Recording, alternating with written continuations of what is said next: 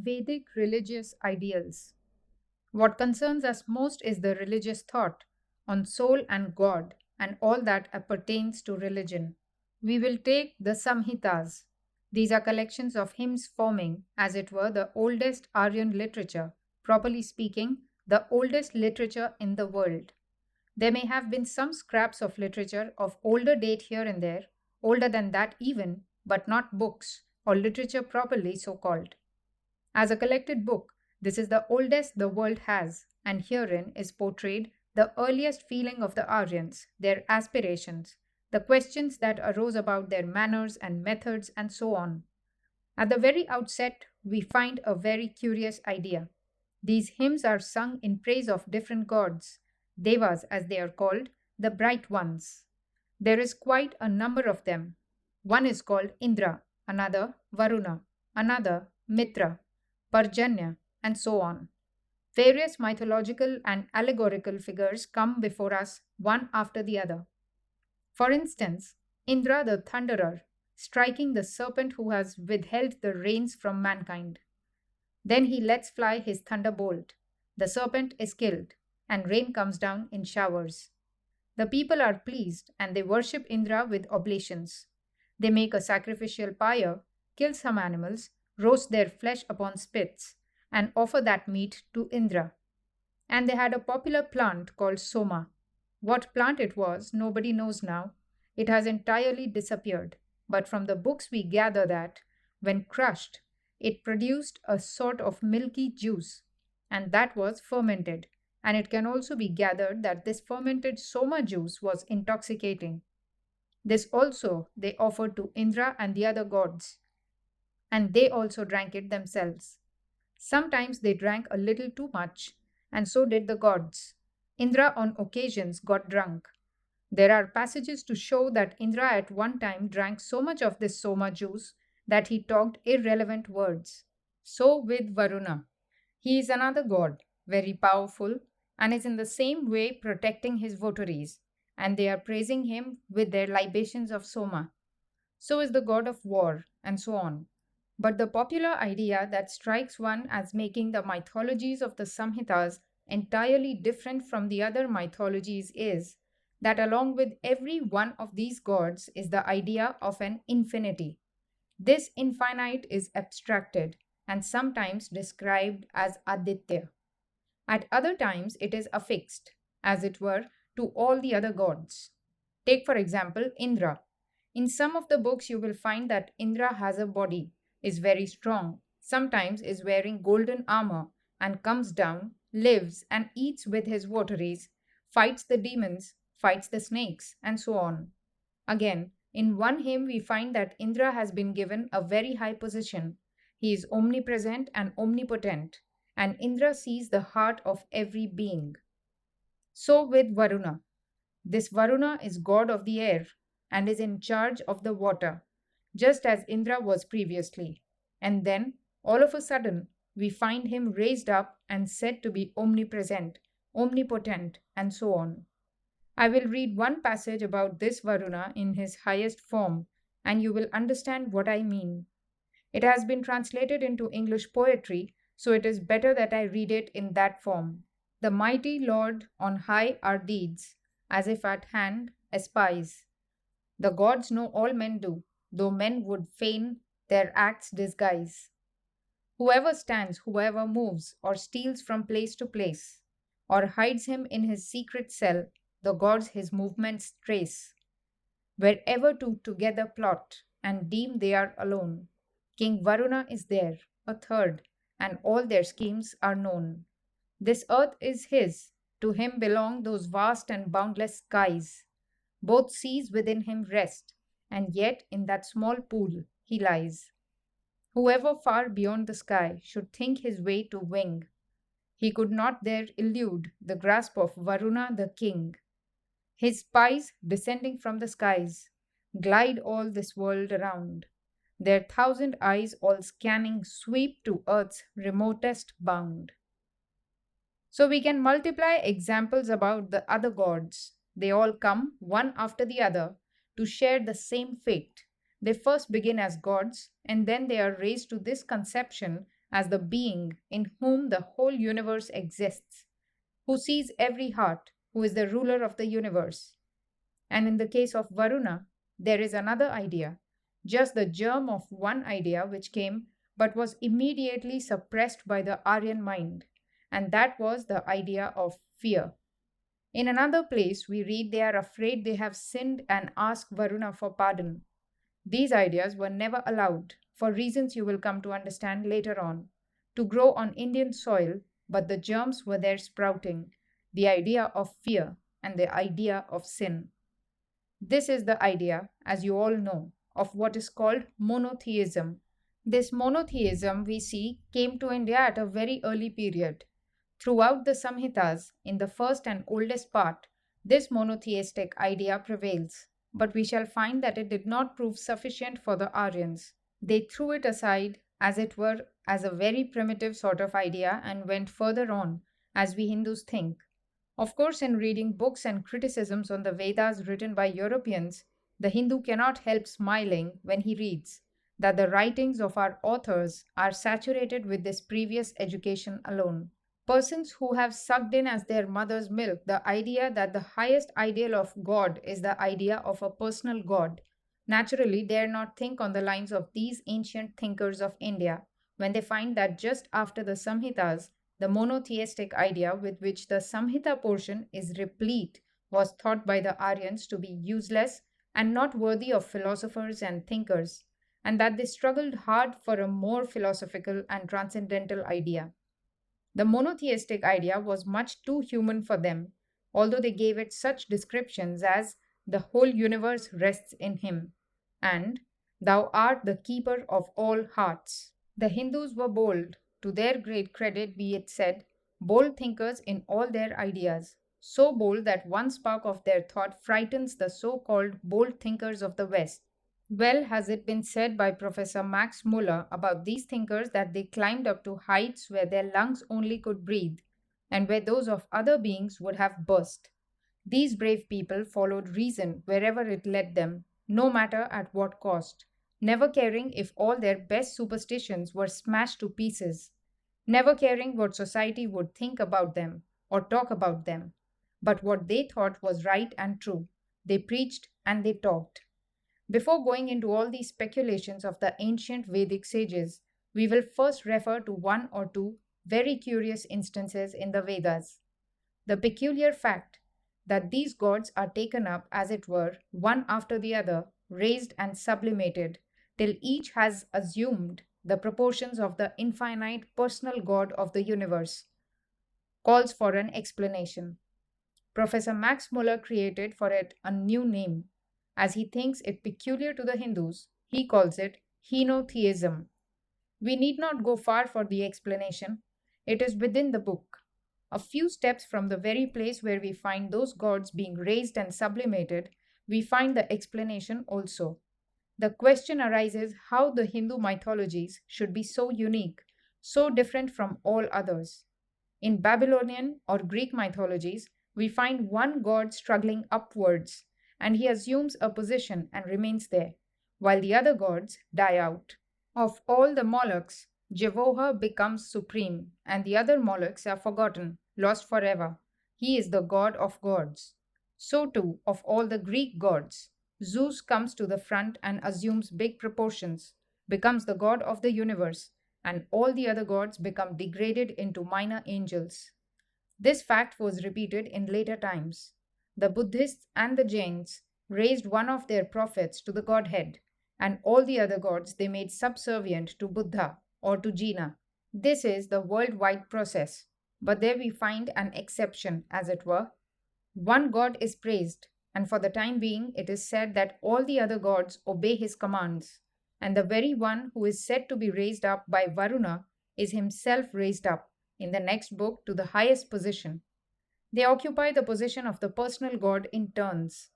But the explanation is there in the book, and it is a grand explanation, one that has given the theme to all subsequent thought in India, and one that will be the theme of the whole world of religions. Ekam sat vipra bahudha vadanti. That which exists is one. Sages call it by various names. In all these cases where hymns were written about all these gods, the being perceived was one and the same. It was the perceiver who made the difference. It was the hymnist, the sage, the poet who sang in different languages and different words, the praise of one and the same being. That which exists is one. Sages call it by various names. Tremendous results have followed from that one verse. Some of you perhaps are surprised to think that India is the only country where there never has been a religious persecution, where never was any man disturbed for his religious faith.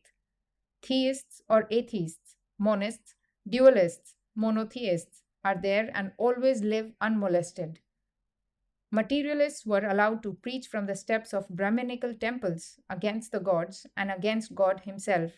They went preaching all over the land that the idea of God was a mere superstition, and that gods and Vedas and religion were simply superstitions invented by the priests for their own benefit, and they were allowed to do this unmolested. And so, wherever he went, Buddha tried to pull down every old thing sacred to the Hindus to the dust, and Buddha died of ripe old age. So did the Jains, who laughed at the idea of God. How can it be that there is a God? They asked. It must be a mere superstition. So on, endless examples there are. Before the Mohammedan wave came into India, it was never known what religious persecution was. The Hindus had only experienced it as made by foreigners on themselves.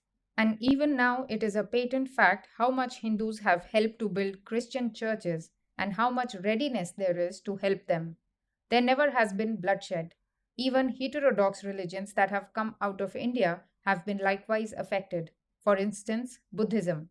Buddhism is a great religion in some respects, but to confuse Buddhism with Vedanta is without meaning. Anyone may mark just the difference that exists between Christianity and the Salvation Army. There are great and good points in Buddhism, but these great points fell into hands which were not able to keep them safe. The jewels which came from philosophers fell into the hands of mobs, and the mobs took up their ideas. They had a great deal of enthusiasm, some marvelous ideas, great and humanitarian ideas, but after all, there is something else that is necessary: thought and intellect, to keep everything safe. Wherever you see the most humanitarian ideas fall into the hands of the multitude, the first result you may notice is degradation. It is learning and intellect that keep things sure. Now, this Buddhism went as the first missionary religion to the world, penetrated the whole of the civilized world as it existed at that time, and never was a drop of blood shed for that religion. We read how in China the Buddhist missionaries were persecuted and thousands were massacred by 2 or 3 successive emperors. But after that, fortune favored the Buddhists, and one of the emperors offered to take vengeance on the persecutors, but the missionaries refused. All that we owe to this one verse. That is why I want you to remember it.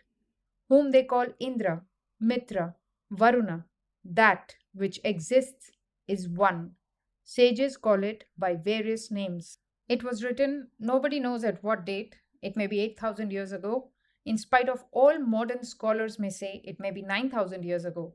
Not one of these religious speculations is of modern date, but they are as fresh today as they were when they were written, or rather fresher, for at that distant date man was not so civilized as we know him now.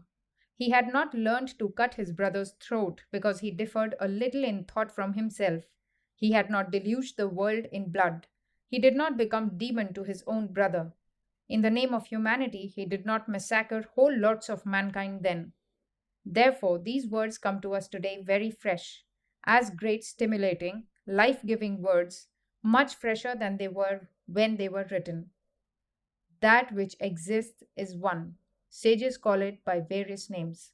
We have to learn yet that all religions, under whatever name they may be called, either Hindu, Buddhist, Mohammedan, or Christian, have the same God, and he who derides any one of these derides his own God. That was the solution they arrived at. But as I have said, this ancient monotheistic idea did not satisfy the Hindu mind. It did not go far enough. It did not explain the visible world. A ruler of the world does not explain the world. Certainly not. A ruler of the universe does not explain the universe, and much less an external ruler, one outside of it. He may be a moral guide, the greatest power in the universe, but that is no explanation of the universe. And the first question that we find now arising, assuming proportions, is the question about the universe. Whence did it come? How did it come? How does it exist? Various hymns are to be found on this question struggling forward to assume form, and nowhere do we find it so poetically, so wonderfully expressed as in the following hymn. Then there was neither aught nor not, nor air nor sky, nor anything. What covered all? Where rested all? Then death was not, nor deathlessness, nor change to night and day. The translation loses a good deal of the poetical beauty. Then death was not, nor deathlessness, nor change to night and day. The very sound of the Sanskrit is musical. That existed, that breath, covering as it were, that God's existence, but it did not begin to move. It is good to remember this one idea that it existed motionless, because we shall find how this idea sprouts up afterwards in the cosmology, how, according to the Hindu metaphysics and philosophy, this whole universe is a mass of vibrations, as it were, motions, and there are periods when this whole mass of motions subsides and becomes finer and finer, remaining in that state for some time. That is the state described in this hymn. It existed unmoved, without vibration, and when this creation began, this began to vibrate, and all this creation came out of it. That one breath, calm, self sustained, naught else beyond it. Gloom existed first. Those of you who have ever been in India or any tropical country and have seen the bursting of the monsoon will understand the majesty of these words. I remember three poets' attempts to picture this. Milton says, "No light but rather darkness visible." Kalidasa says, "Darkness which can be penetrated with a needle." But none comes near this Vedic description. Gloom hidden in gloom. Everything is parching and sizzling. The whole creation seems to be burning away, and for days it has been so. When one afternoon there is in one corner of the horizon a speck of cloud, and in less than half an hour it has extended unto the whole earth, until, as it were, it is covered with cloud, cloud over cloud, and then it bursts into a tremendous deluge of rain. The cause of creation was described as will. That which existed at first became changed into will, and this will began to manifest itself as desire. This also we ought to remember, because we find that this idea of desire is said to be the cause of all we have. This idea of will has been the cornerstone of both the Buddhist and the Vedantic system, and later on has penetrated into German philosophy and forms the basis of Schopenhauer's system of philosophy. It is here we first hear of it. Now first arose desire, the primal seed of mind. Sages, searching in their hearts by wisdom, found the bond between existence and non-existence. It is a very peculiar expression. The poet ends by saying that perhaps he even does not know. We find in this hymn, apart from its poetical merits, that this questioning about the universe has assumed quite definite proportions, and that the minds of these sages must have advanced to such a state when all sorts of common answers would not satisfy them. We find that they were not even satisfied with this governor above. There are various other hymns where the same idea comes in about how this all came, and just as we have seen, when they were trying to find a governor of the universe, a personal god, they were taking up one deva after another, raising him up to that position. So now we shall find that in various hymns, one or other idea is taken up and expanded infinitely and made responsible for everything in the universe. One particular idea is taken as the support in which everything rests and exists, and that support has become all this. So on with various ideas. They tried this method with prana, the life principle. They expanded the idea of the life principle until it became universal and infinite. It is the life principle that is supporting everything, not only the human body, but it is the light of the sun and the moon. It is the power moving everything, the universal motive energy. Some of these attempts are very beautiful, very poetical. Some of them, as He ushers the beautiful morning, are marvelously lyrical in the way they picture things. Then, this very desire, which, as we have just read, arose as the first primal germ of creation, began to be stretched out until it became the universal God. But none of these ideas satisfied. Here, the idea is sublimated and finally abstracted into a personality. He alone existed in the beginning. He is the one Lord of all that exists. He supports this universe. He who is the author of souls. He who is the author of strength, whom all the gods worship, whose shadow is life, whose shadow is death. Whom else shall we worship? Whose glory the snow tops of the Himalayas declare, whose glory the oceans with all their waters proclaim. So on it goes. But as I told you just now, this idea did not satisfy them. At last, we find a very peculiar position. The Aryan mind had so long been seeking an answer to the question from outside.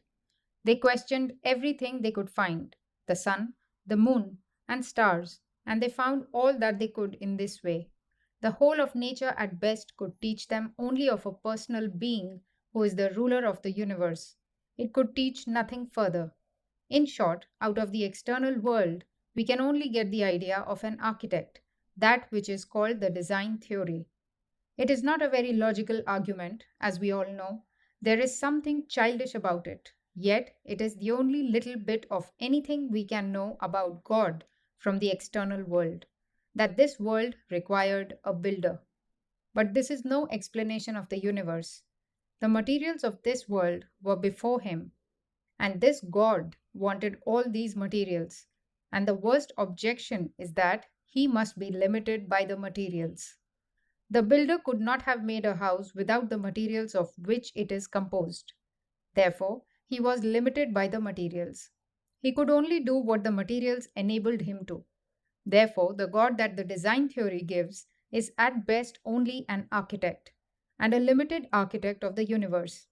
He is bound and restricted by the materials. He is not independent at all.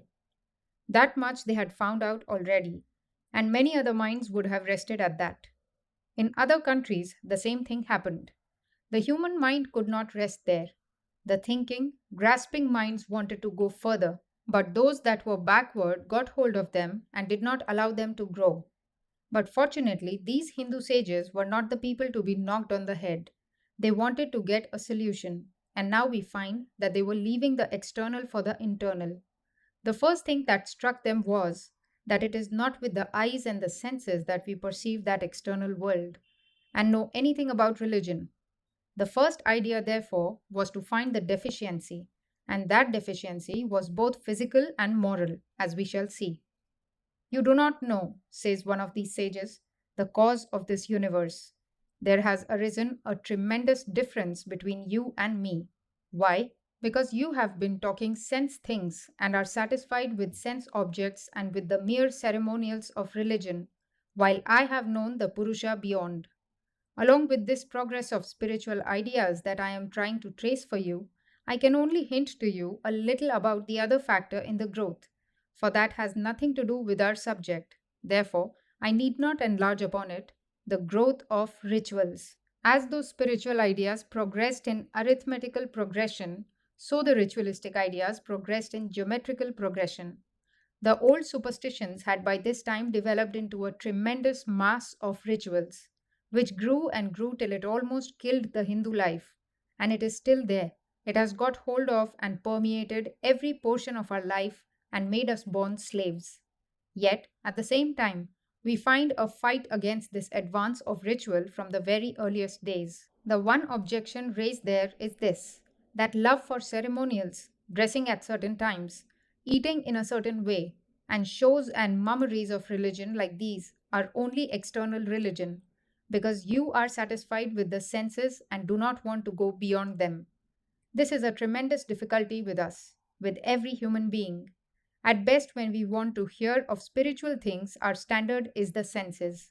Or a man hears things about philosophy and God and transcendental things, and after hearing about them for days, he asks, After all, how much money will they bring? How much sense enjoyment will they bring? For his enjoyment is only in the senses, quite naturally.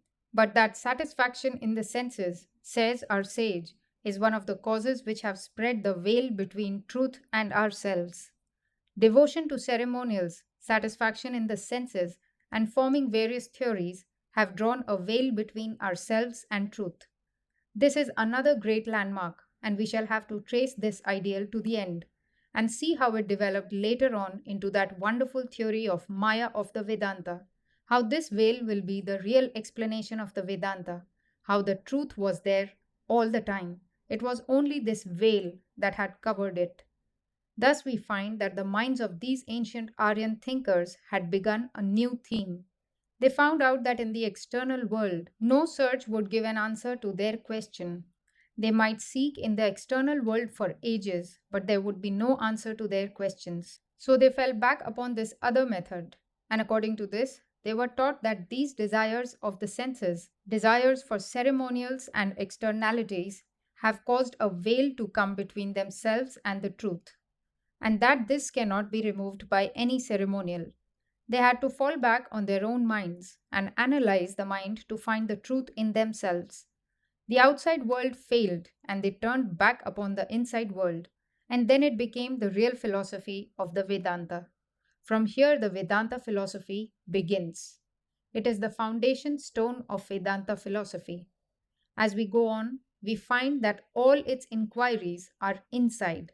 From the very outset, they seemed to declare, look not for the truth in any religion, it is here in the human soul, the miracle of all miracles in the human soul, the emporium of all knowledge, the mine of all existence. Seek here. What is not here cannot be there. And they found out step by step that that which is external is but a dull reflection at best of that which is inside. We shall see how they took, as it were, this old idea of God, the governor of the universe, who is external to the universe, and first put him inside the universe. He is not a God outside, but he is inside, and they took him from there into their own hearts. Here he is in the heart of man, the soul of our souls, the reality in us. Several great ideas have to be understood in order to grasp properly the workings of the Vedanta philosophy. In the first place, it is not philosophy in the sense we speak of the philosophy of Kant and Hegel. It is not one book or the work of one man. Vedanta is the name of a series of books written at different times. Sometimes in one of these productions there will be 50 different things. Neither are they properly arranged. The thoughts, as it were, have been jotted down. Sometimes, in the midst of other extraneous things, we find some wonderful idea. But one fact is remarkable, that these ideas in the Upanishads would be always progressing. In that crude old language, the working of the mind of every one of the sages has been, as it were, painted just as it went. How the ideas are at first very crude, and they become finer and finer till they reach the goal of the Vedanta, and this goal assumes a philosophical name. Just at first, it was a search after the Devas, the bright ones, and then it was the origin of the universe. And the very same search is getting another name, more philosophical, clearer, the unity of all things, knowing which everything else becomes known.